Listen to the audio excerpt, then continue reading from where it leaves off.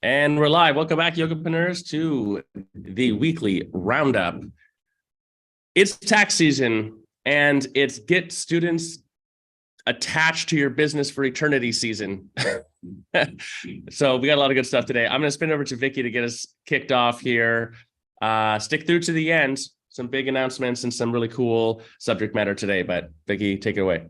I mean, it's always the season for getting your students attached to your business forever, right?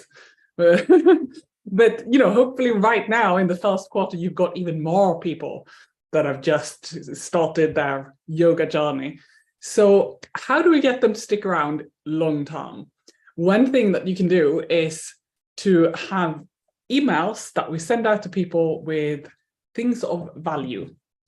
It's great for retention, but it's great for other things too. So these emails, I'm talking about stuff that will place you as an authority in your field. And it's also great for actually selling to people, because I think we have some data, we do have at least stories about how when we send things of value to people and then we send a sales email, people are a lot more likely to actually buy from you. I know that there's quite a few studios that don't have email campaigns built out yet, or if they do, they are very, very basic. They are pretty much just, if you have an intro to membership system, the campaign is only there to sell the membership to the intro people or to sell them onto something else. But you can build out so much more. So the way that I recommend to set it up is to have, if you have an upsell campaign, that you make this a separate campaign, and then you have one campaign that's just about value and education. It's value and education content, and it goes out to everybody. So not just to the people who joined your membership or bought an intro or bought anything. This should go even to people who just did a fast class free at your studio. So they keep getting stuff from you. Once you built this stuff out, it's going to run forever. It's automatic. It will take you a minute to build it out, but then it will run by itself. So yeah, that's who you should send it to. Everyone who does a fast visit. And what do you send them? So we've had a few emails that are, I think, in the $1 million retention sequence, the great book that we have where you can just copy and paste to just build out your first month sequence. There are a few emails in there that could just be taken out and kind of reworded a little bit. I think there's wording for an email about paradigm shift, problem solution, something about objections. What's a common objection to people, not having time to do yoga or whatnot, and testimonial. They can be taken out and sent to everybody, and they don't have to sell. They're just selling the yoga. Then things that are just pure value, such as videos. A link to a video, the video can live on your YouTube. You just send them like a screenshot and a link and tell them what the video is about. And the video can be anything, short content, like a short sequence to do in the morning for waking up, stretching before bed, and meditation to calm down, or desk stretches, whatever, or a full class. Also, blog posts are great. And if you don't have lots of blog posts already, it doesn't mean that you have to sit there and hammer out like 5 blog posts in one go. You can start this by writing one blog post, posting it up on your blog, and including it in your campaign. And then everyone who's in that campaign, it's going to take them a while before they get to, blog post 2. That can be, 2 months down the road. Then you write another blog post and you keep building it out like that. So if you haven't already got something like this going, start now, start small, and you keep putting things into the campaign as you go along. You don't have to build it all. You start building a couple of weeks, and then you build it. Like, take a day a month and build on it. Everyone's got their hands up now. Everyone's got something to say about this. Great. Jennifer, Josh, and Alex.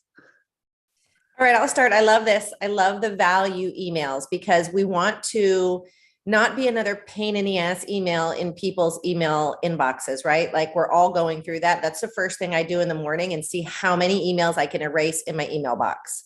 because I don't want anything in there that I don't want, or I don't need, or I don't see value in.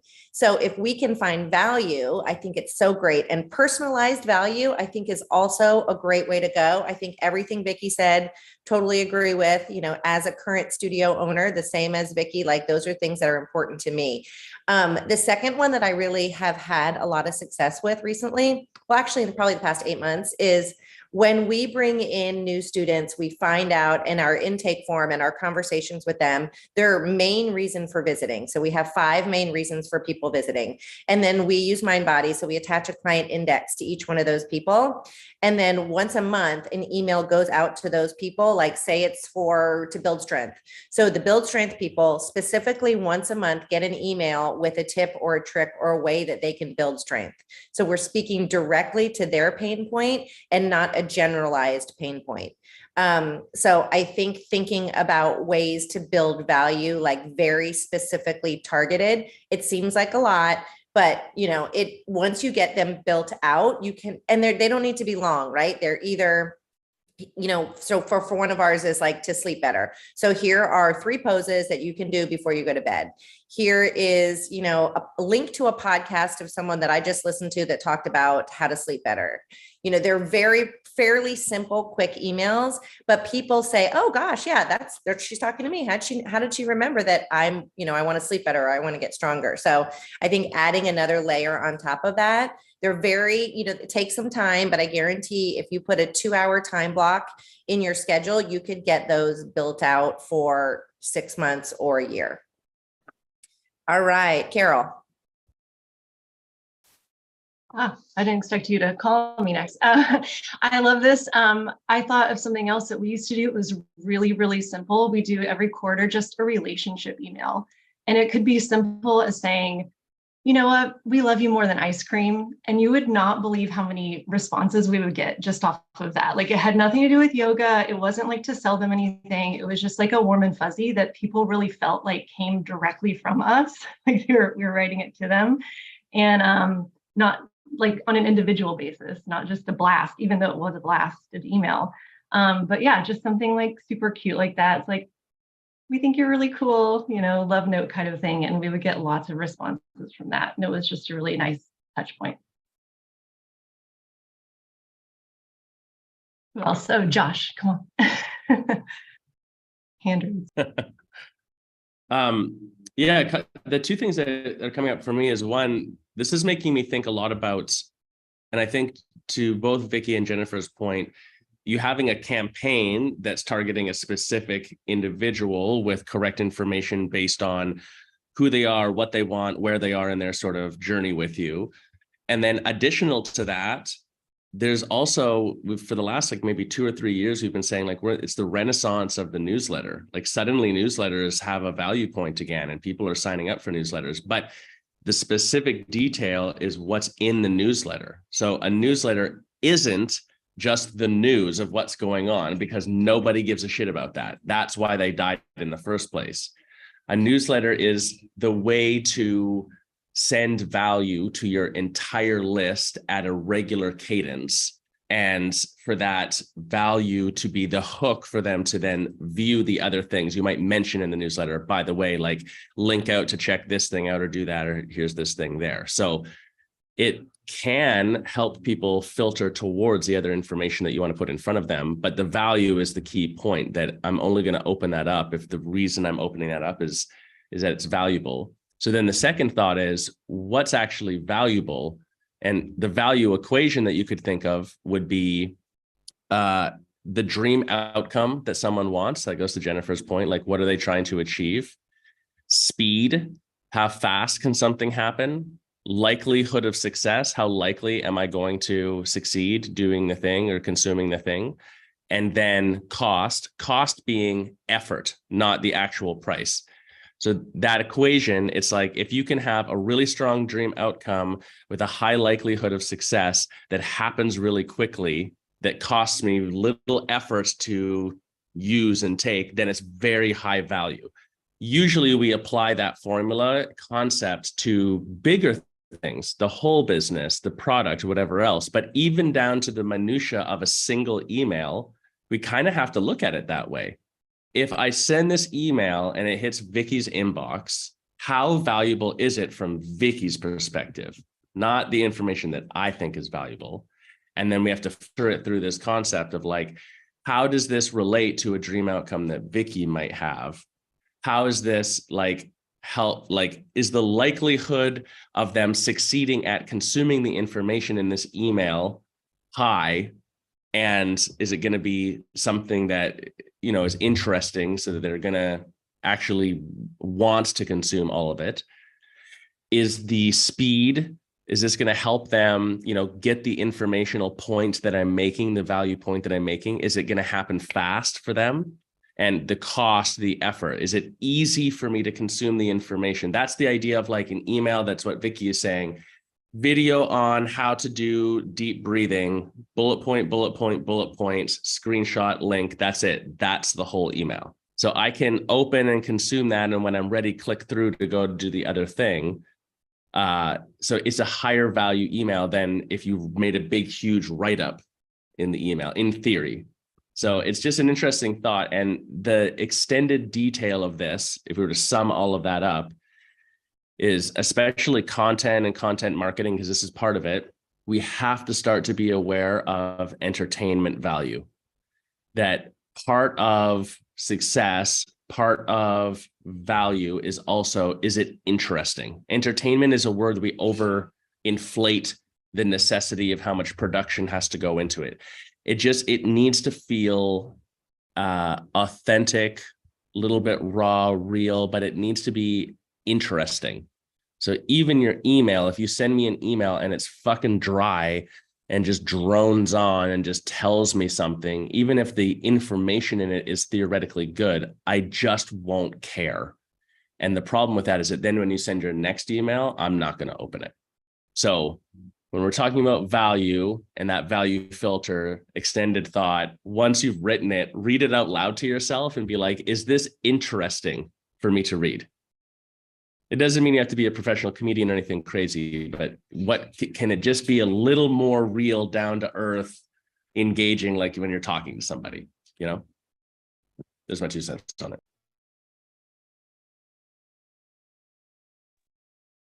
Yeah, I would say, I mean, all these things are really pretty awesome, you know, as far as like, there are 2 sides of the coin as far as how I look at it, these different campaigns, whether it's value, but one is like studio ownership centric, and one is existing new clients or potential clients in your community centric. And it's really I see a lot of times we see studios that are trying to get more value, more revenue, and they're trying to get more people on their funnel. They're trying to sell more intros. They're trying to do all these things. So as owners, we just look at it from our studio-centric perspective, right? We put all these things in place. They look perfect. Why isn't everybody grabbing them? And I think one time, if you're having trouble like figuring out how to put value into these emails, I think it'd be really good for studio owners to go do something that they've never done before and have this experience. Okay, maybe you started karate, maybe you started fly fishing, maybe you started gymnastics, whatever it may be, and be that real beginner, be timid and intimidated, and think about what type of value you got in class, what kind of value you got around class from the community, and then start to apply that to your own space. And the challenge is, of course, is we have this bias, and this bias prevents us from experiencing and having that empathetic level and being able to write. So you may have family or friends read your email campaigns. You may have other business owners look at them, so to speak. So that, especially if you've been in business for a long time, it's hard to kind of step outside of that. So it's as much as this seems elementary to you guys as coaches, as far as like adding value and functionality, I think that it's really important that we can help studio owners kind of have that paradigm shift, right? It's a paradigm shift of how to think about how our service is being received and how it's being perceived, right? So I listen to you guys say what you said. It makes so much sense to me. But I do think it takes time. It takes time to like pump the brakes, listen, feel, rewrite, and maintain. Yeah.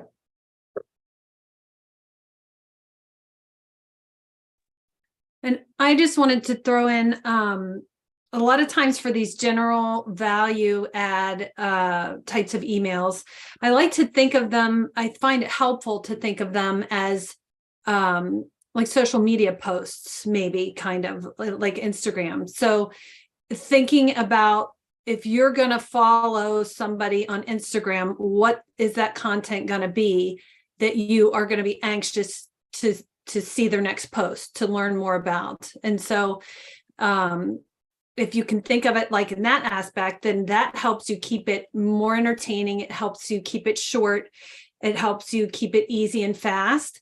And then it can help with what the content is too. And Alex brought up the bias point, which I was going to mention too, because what you as a studio owner or as a yoga instructor might look for with content on Instagram might be a little bit different than what your beginner student might look for, or even an advanced student.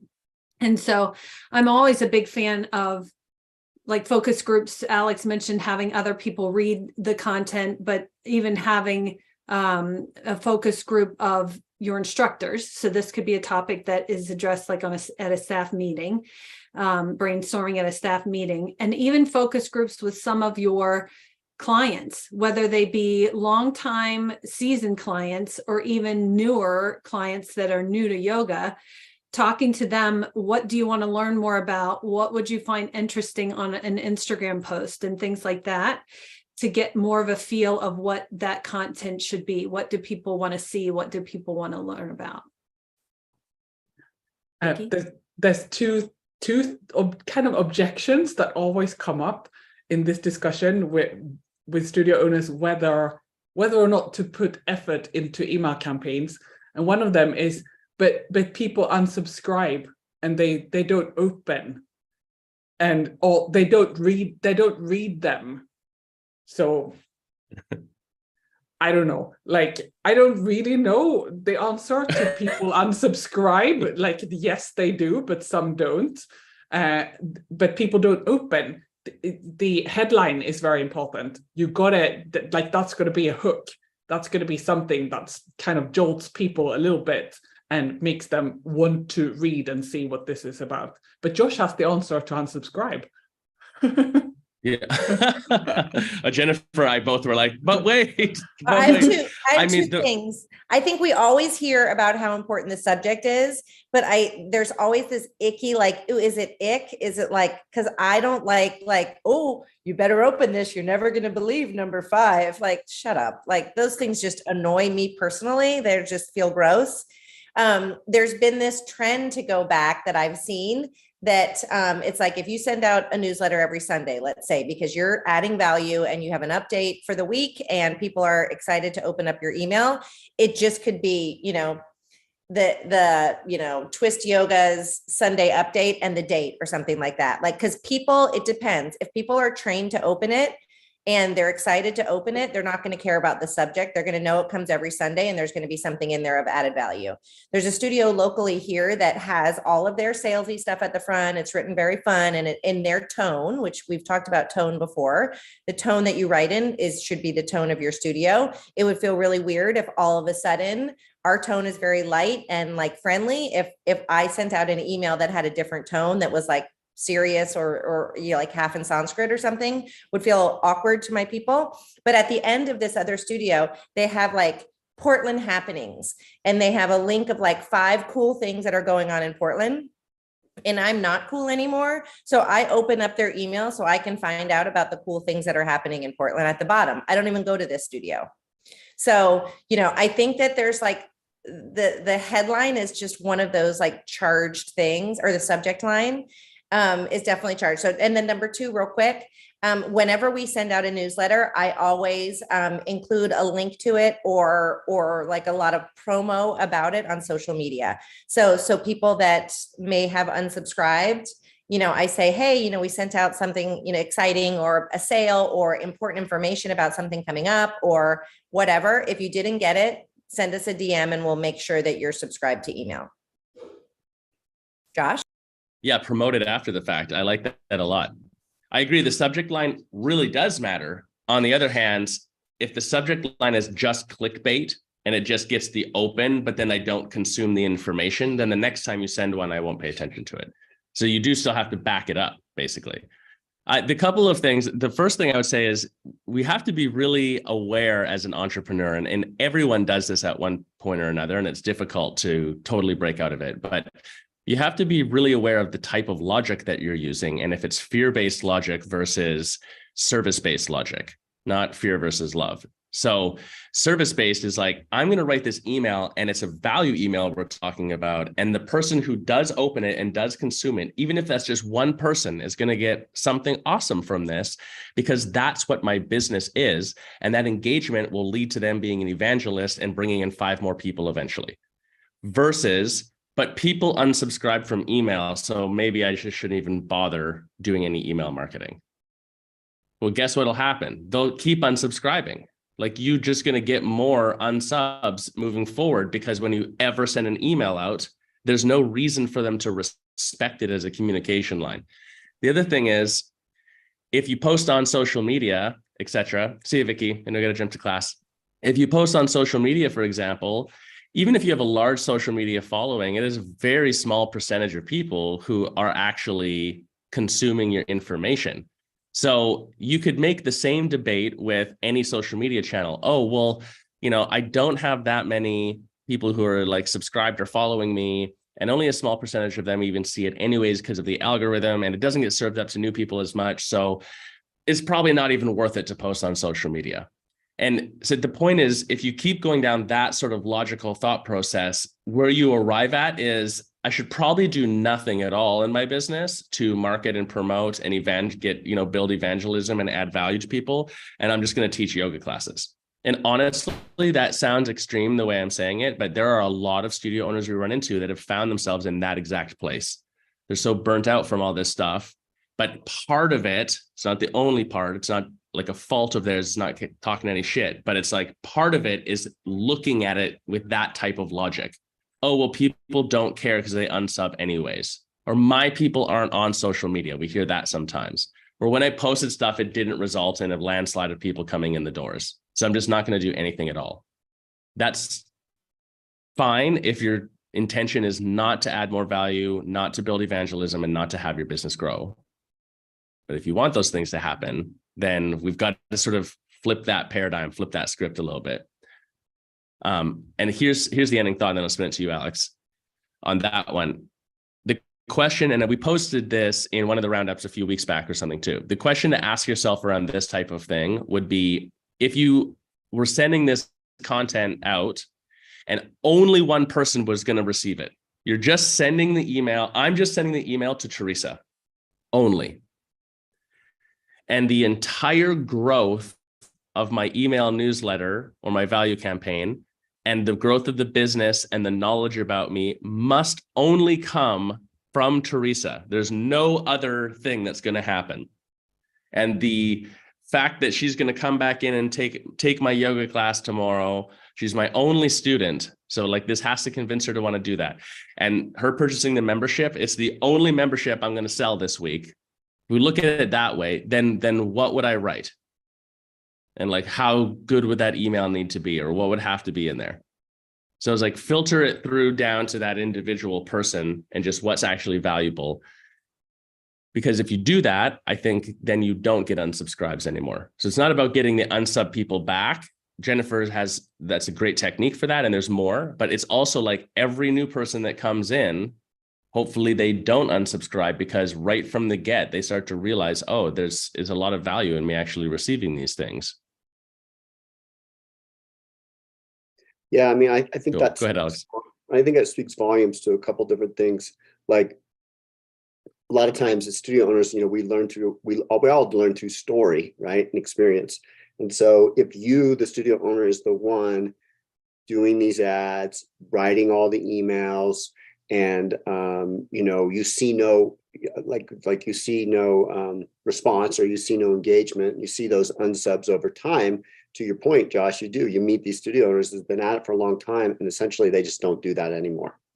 And I think we also have to leverage our strength. Maybe as a studio owner, you're really good at this and you really love this and this is how you lead. But a lot of times you're really busy with many different hats on. And so I think it speaks volumes to something Teresa brought up before we went live. It's about, creating roles within your business and asking for help. So if you trust, like, okay, consistent, early and often, so to speak, with your marketing, and you have this engine going, somebody writing, somebody doing the Facebook ads, somebody doing Instagram, etc., and you oversee it, you check in on it, but you just trust and you keep adding that value, then you're not so attached to the outcome. But if you do it on Friday and you hope Tuesday everyone's going to show up and nobody shows up, and then you do it the next month and nobody shows up, then you do give up. But it is important because it helps differentiate you from the competition. And so I think that I don't know, I think that's what comes up to me, because I know a lot of studio owners who've been in business a long time and they just send like newsletters once in a while. They're dry. They're great teachers. They have incredible offerings, but they have totally left that world behind, and they don't have any support. They do it all by themselves, a little bit, Yep. So I think, I don't know, I can't emphasize enough. In my business, I never did any of it. I just had people do it and was consistent, and it's still happening, Yeah, there's two ways to approach that, to your last point there, Alex. It's either you have to get excited about doing it, or you have to come up with an excited strategy and then delegate it to someone else to do it. Both are fine. No problem either way. But either way, it's got to be like something excited and enthusiastic with purpose and an outcome that you're trying to achieve. And you can try All right, chat. we're coming towards if you don't feel like you're very creative with your writing. I've been using it for things lately. I'm using it with a client today who's doing a big all-team 3-day event, and we're using it to come up with a really creative, fun name for her 3-day training. Yeah, I think where Jarvis is the one that we've used for years now. It's kind of interesting that GPT is like just exploding for writing all of a sudden. But to that point, sometimes you just need the inspiration to get started, right? Like you just need something to start going with to then be able to really figure out how to create your own voice. A blank page is a harder starting point than a page with stuff on it that you have to edit, sort of thing, at least from mental inspiration standpoint. All right, well, let's change gears a little bit. Just because we mentioned at the start, tax season is in taxes or in the air. I don't know how you say it. Who cares about taxes? I mean, we all care about taxes. But what this brought up prior to us jumping on, it was actually how during tax season, you suddenly are hyper aware of your numbers and what's happened. But it made us sort of comment on, and I'll let Alex kick it off here a little bit with this maybe,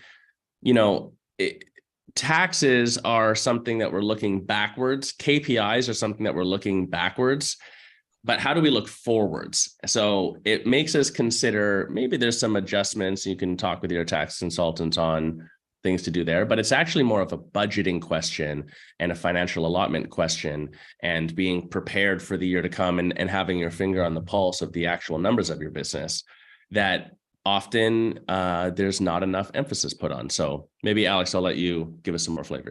Yeah, I mean, I was just thinking, if you're owning a studio right now and you're thinking about tax season, a couple different things come to mind. Do you have a great accountant in place? Do you have a bookkeeping service in place, or are you doing your bookkeeping yourself? And then kind of, are you using QuickBooks, or what are you using Mint? What are you doing online to basically manage your business? And so these things, from the balance sheet, the P&L, they all can give you insight into your business. And of course, over multiple years, you can begin to see trends and create forecasting and budgeting for the remainder of the year. And I think once you start to change that paradigm shift and essentially ask for help in this arena, it can really set you up. I look at a couple different things. A lot of things we do as coaches is help you focus on getting more income and revenue into the business. And then this is sort of like high level, sort of x-ray vision into your business. And if you know in January what August is going to look like based on the last 5 years, it really can help you make decisions from your marketing standpoint, from your sales standpoint, and help things you sleep better as far as I'm concerned. One of the things too is I think about this time of year, if you've been profitable as an LLC the last couple of years, you might be talking to your accountant this year at tax time. Maybe you want to convert to an S Corp. There's a real good opportunity in the US to save on self-employment tax. I think I've spoken to this before, but it's a little bit of an organization to convert to an S Corp, but it really does save. And maybe for some reason you want to stay as an LLC, but I know that, that 7% or whatever it is of self-employment tax can be a big savings for your studio long-term. So I think that the high level is ask yourself, do you have these things in place, right? Do you have somebody who objectively comes in, looks at your business and helps you forecast quarter after quarter, year over year? And if you don't, it might be something to talk to your accountant. Maybe they have a great bookkeeping service that they recommend. I feel like as an owner, you'd be really empowered to do so. I would add in there too, as I know Jennifer's got a lot to add on this as well, but one of the things that took me a minute back in the day to really realize that was the two people was our bookkeeper and our banker. I was like, wait a minute. And a mentor of mine taught us this, like they work for me. So a lot of the bookkeeping and tax, numerology and like everything that's written down in the P&L sheet that you get at first, I mean, you should understand that. It's important to educate yourself and understand and be able to break it down and understand these systems. But a lot of the time it can overwhelm you as an owner, because you're like, what am I looking at here? And like, I didn't approve this purchase. Like the way that it's written down, the semantics of it, you get lost in the weeds on it. And then we like lose the bigger picture of what's going on. So my point would be, this is a good time of year when you're looking at that, paying your taxes, and you're looking forward like, okay, is this easy for me? Is it easy for me to understand? Is it organized in a way that I need to understand it? When I look and I go speak with my bookkeeper, then you would say, cool, put this into QuickBooks or whatever else, however we need it to be done for it to be professional. But what I need, monthly, quarterly, weekly, whatever it is, are these 4 or 5 categories broken down in this way, giving me this plain Jane, grade 3 level English, what the fuck is going on in marketing as a percentage of this, And the best people to work with, in my experience, are the ones who understand that that's more empowering and are willing to do that. If you have a bookkeeper that says, no, I don't do that, then they might not be a great fit. Or if you're looking for, or a tax person, right? Or if you're looking for someone right now, that's one of the things that you would want to ask is, I don't necessarily need you to be an advisor. That's also a separate role altogether. But I do need, when I talk with an advisor or when I come and say, like, this is what I need, for you to be able to work with me for us to structurally build this out in a consumable, easy, plain English way to talk about this. There's a lot of jargon and a lot of like weird number thing. This is here and we put that there and whatever else. And we get caught up in that so much that it doesn't allow you clarity on your business. And I'll quit my rant, but I have one final like proof point on this, right? And it's this. If I ask you as a coach right now, how much money do you pay yourself per year? And you can't give me a number immediately, or your answer sounds something like this. Well, I run some stuff through the business and I don't really take a salary because I'm an S Corp, like, and then I take this dividend thing like that. Then you don't know exactly where all your money is going. If you can't give me an answer, last year I made $64,000. How exactly the weeds part of it is like, well, I made this in dividends and that little bit in salary, and I paid myself for teaching here. And then this was an owner take back that got paid back to me. So that doesn't count. And then I wrote off this other thing through the business, blah, blah, blah. It's that lack of clarity. I mean, if we don't even know what you're paying yourself when you run your own business. So I'm not making fun. I'm just saying that's what I'm talking about is these people work for you. So it's okay to go to them and be like, okay, we need to start doing some budgeting for this next year. These are the categories that I need to see. These are the percentage breakdown. This is the information that I need to come out of here. Do whatever we need to for taxes, do whatever we need to for proper bookkeeping, QuickBooks, or whatever else. But if your answer is, Josh, you can go into QuickBooks anytime you want, or go into Quicken whenever you want and click in and drill down and try to find the numbers or whatever, Sure, I can. Well, why would I pay you to be my bookkeeper if I'm just doing that? You're just plugging numbers into a machine then. There's my rant on it. Jennifer, go ahead. I don't have much of a rant, except that a lot of times we get nervous and fearful around taxes and money and things. And it's totally understandable because many of us are not really taught how to handle that stuff and ask those questions. So, I mean, just for like a logistics thing, I encourage people to have an actual folder, a file folder. It's just another way that I prove how old I am. But a file folder where when you get stuff in the mail, you put it in there so that when it's time to do taxes, you have everything together and it's not that fear of, oh gosh, I got to go find that thing that I needed to find and that came in the mail and whatnot. So it's a very simple thing. But to me, it gives me comfort in knowing that the things that I need are all in one folder and I've put it in there. I'm not dealing with it, but I've put it in there and I'm going to figure out how to deal with it. And then the other thing I really want to encourage people is when you go to your meetings with your person, your expert that's helping, ask as many questions as you want. There's no dumb questions. And if they're using words that you don't understand what they mean, ask what those words mean, because you're not stupid. It's just like when people come to yoga class. And if I went to my very first class and it was all taught in Sanskrit, or there was like anatomy talk that I didn't know what it meant, like that is doing a disservice to my students. So I think I have absolutely no problem the older I get saying, can you explain that to me one more time? Let me make sure I got this. I can write it down. And then I say, explain it to me as though I'm a fifth grader. I have no ego when I go into that room and I want to understand, because the worst feeling is when you leave and you either feel stupid, like you didn't understand, you paid to go there, and now you're even more confused than when you went in there. So empower yourself to ask questions and put yourself in the other person's point of view. And if you have a professional that just wants to spew big professional accounting words at you, get a different one and buy You're a Badass at Making Money book. Yeah, that is a good one, actually. To your point, the jargon part, it's like lawyer talk. A lot of the people who are really good professionals on the technical side, they're the technician. It doesn't mean they're a good communicator. So you do have to press them. And if they can't give you the answer, get someone else to help get that answer. I really like that. I think it's an important thing. What about budgeting? So there's obviously a massive conversation. Let's probably share it in the next roundup. But if someone is like, okay, I'm looking at my tax breakdown stuff right now, that's all getting done. And now I know we're already in February, but now I'm going to start looking forward for the rest of this year.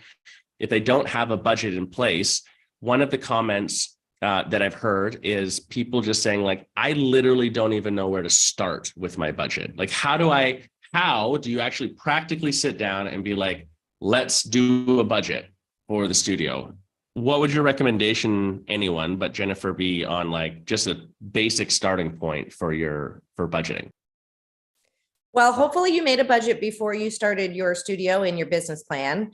So that's a good place to start. If you don't have any idea how to do a budget, do a search in Google of how to write a budget for my small business, and you'll find so many examples.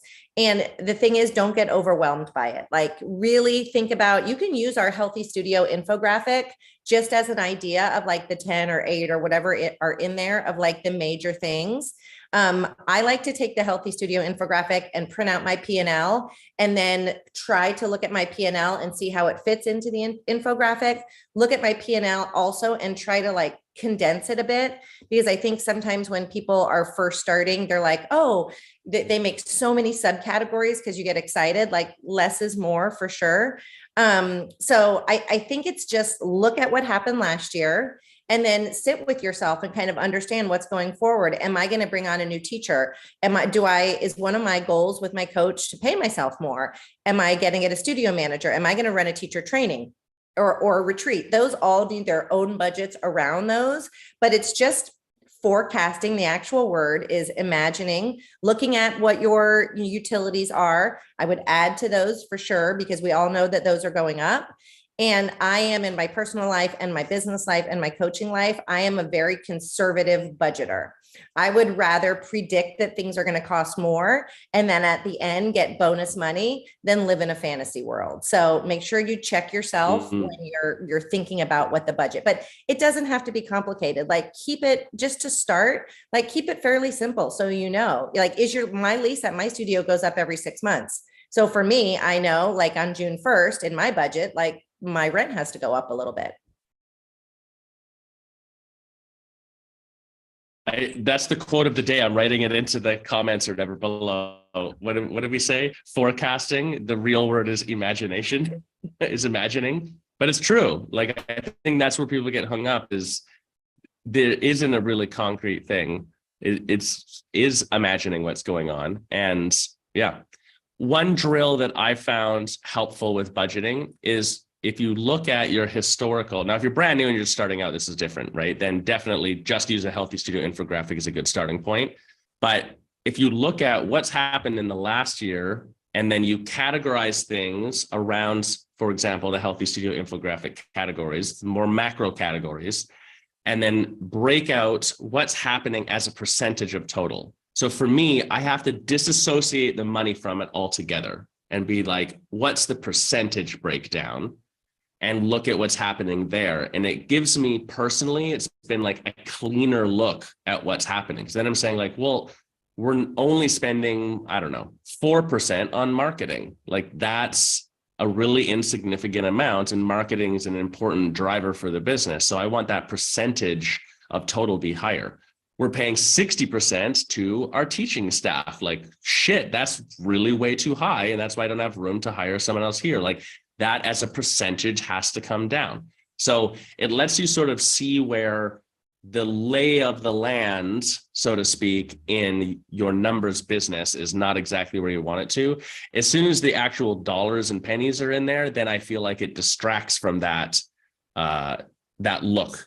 So that might be a simple place to start too, this time of year when you're getting all your numbers back. Categorize them into some macro categories, break it out as percentage, and then ask the question like, is this the percentage breakdown that I want? If everything's perfect percentage-wise, cool. Then just like, let's just make a bunch more money across the board with all of it. If you're getting the proper 20% you should be as the owner already, awesome. Then the second question is, but was that enough money for you to be getting paid? And if it wasn't, then like everything just has to scale up. If you're not getting that 20% at all, because too much is going over here, then we're changing the dynamic, and that's how you're budgeting.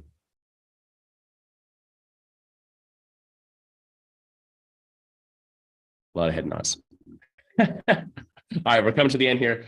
Closing thoughts on budget stuff. Teresa or Carol, you know, with your guys' studios, did you do a regular budget? Practical question. If you did a regular budget, when did you look at it? Like, what was the frequency? Was this a once a year thing? Did you look at it quarterly? What sort of is your flow for budgeting and projections? Well, I mean, I kind of nerd out on Excel spreadsheets for sure. So I kind of naturally did this without knowing that I was doing it. Like I knew every year, looking back, what were our average monthly expenses? And then, you know, I would know that that was our break even with paying us. And then I would kind of forecast, okay, this is how much more I want to make this year. And so I just sort of every month I was looking at that. And then I would do exactly what Jennifer said, like compare, I would do a little bit more of a deep dive, less frequently, but looking at the Healthy Studio infographic and using those percentages to make sure we were in the right range. So yeah, I was kind of always, I had my own special spreadsheet that I made that was ongoing for 19 years. And so yeah, I was on top of that a lot and I liked it. So don't be afraid to look. That's the thing too. You have to, I think people get freaked out and just like KPIs, they don't want to look at them almost, but that just like yoga, awareness is the first step to change. You have to know where you are to know where you want to go. So don't be afraid to look and deep dive into it. I like that. Awareness is the first step to change.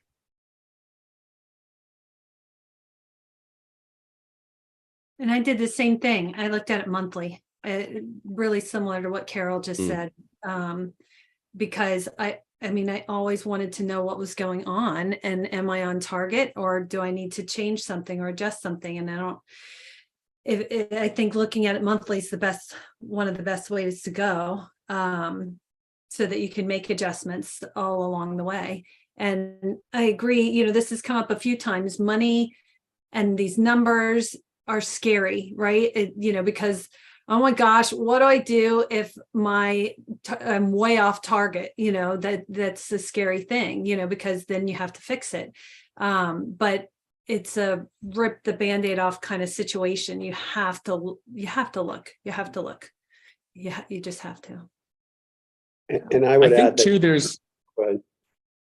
oh, sorry, I was going to say, I think too, that this is another one of these mental paradigm shifts, that if looking at your numbers is scary, then you have to look at them. But the paradigm shift that is, I'm simplifying here because it's more than just a decision, but like looking at them needs to be exciting.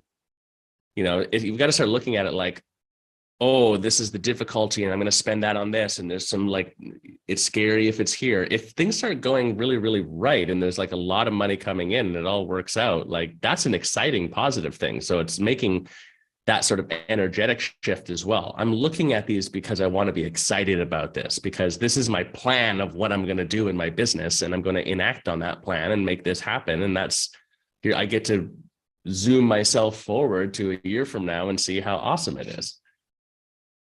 And I would add the fact is that in order to have a successful business, somebody has to be looking at the numbers. And you as the owner, ideally that's you. But as we all know, no matter whether it's yoga or whatever, some owners don't want to look at the numbers. So I think that if that's you out there, don't be afraid to ask for help.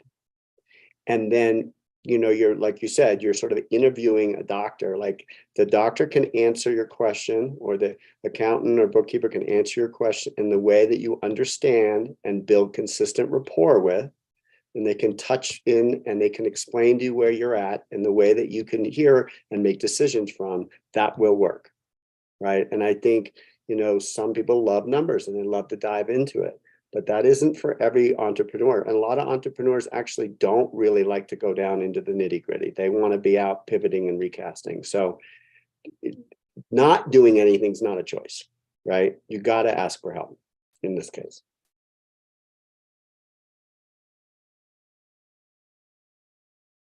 I love it. When in doubt, ask for help. Pretty simple. I mean, here's the sort of closing thoughts. We're at the end of time for today.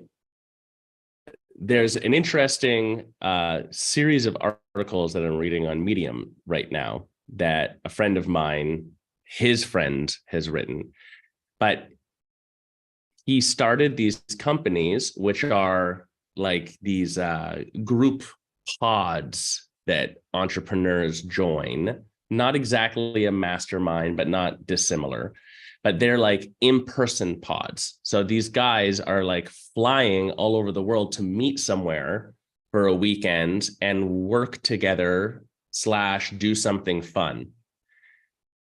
It's very, way more extreme. Like people just have way more freedom and money and time to do that than I ever anticipated. That this whole business is built off of facilitating that.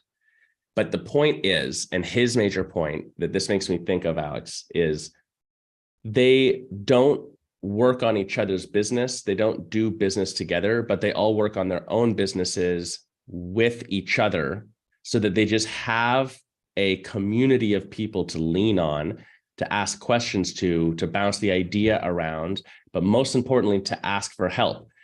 Because within your sphere of people, if you're in the right community, someone will be able to help you, or at least point you in the right direction. It's actually why we started the Yogapreneur Collective in the first place.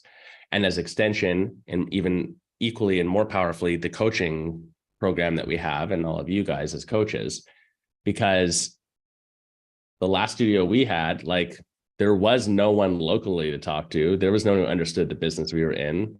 So we needed coaches, and I needed mentors, and we needed that system in place. So if you're running into something, this number stuff, I think for some people, Alex, your point is very good. That sometimes people get stressed out, a little bit around this stuff. If you're stressed out on it and you're not sure where to start or what to do, reach out, post something in the group, ask for help, book a coaching call, go back to your tax advisor and ask them. But head in the sand will just amplify that negative feeling. So that's the only option that you kind of don't have. Yeah. Whew. All right. Good stuff. We'll watch these after the fact and make sure that we answer any comments, questions, thoughts that come up. So post them down below when you see this. If you're not watching it live with us, have a great weekend. Go do some yoga. I think that's it for now. Bye, everyone.